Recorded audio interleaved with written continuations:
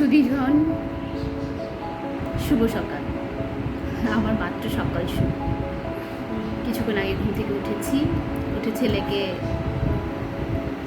Soupy noodles রান্না করে দিয়েছি। আর আমার জন্য আজকের সকাল অন্যরকম এক ছুটির সকাল। তাই আজকে একটু দেরি করে ঘুম থেকে উঠেছি। আর আজকে আমার সকালের নাস্তা কি দেখবে, মরিচ পোড়া দিয়ে পান্তা ভাত। খেয়েছেন কখনো? কেমন লাগে খেতে? আমার ভীষণ প্রিয়।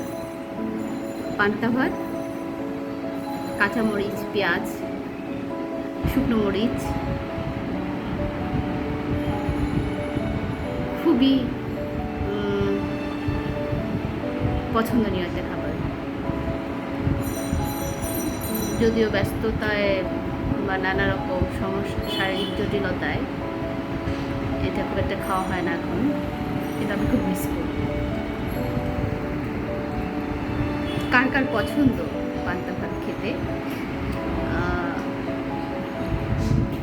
লিখে জানাতে পারেন।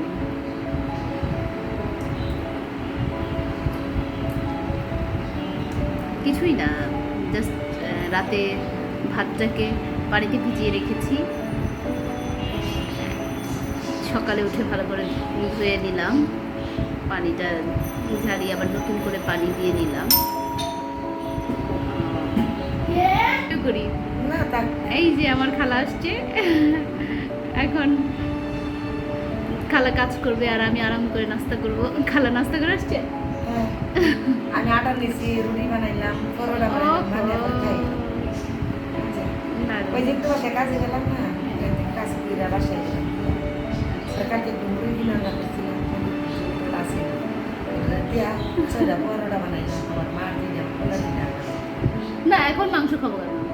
কালকে মায়ের বাসায় যাওয়ার পরে মাংস আমার এত বিরক্ত লাগছে। হ্যাঁ, গেছিলাম। ঈদের পরে যাবেন বেড়াইতে, এক সপ্তাহ বেড়াইতে।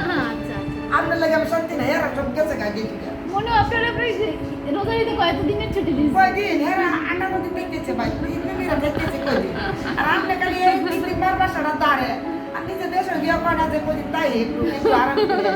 আমি তো দেশে যাই না কেন বুঝে, রোজারি দামে যে সময় ছিল না সময় ছিল না। না না, আমি আরো মানে এতদিন থাকতাম না। আপনি দেশে আসেন বলে আমি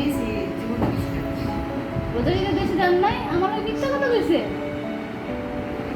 আমরা যে নারদিন দেখতে বেড়াই, সত্যি কথা আসলে দেশে যান নাই। হ্যাঁ, সত্যি কথাই যাই না।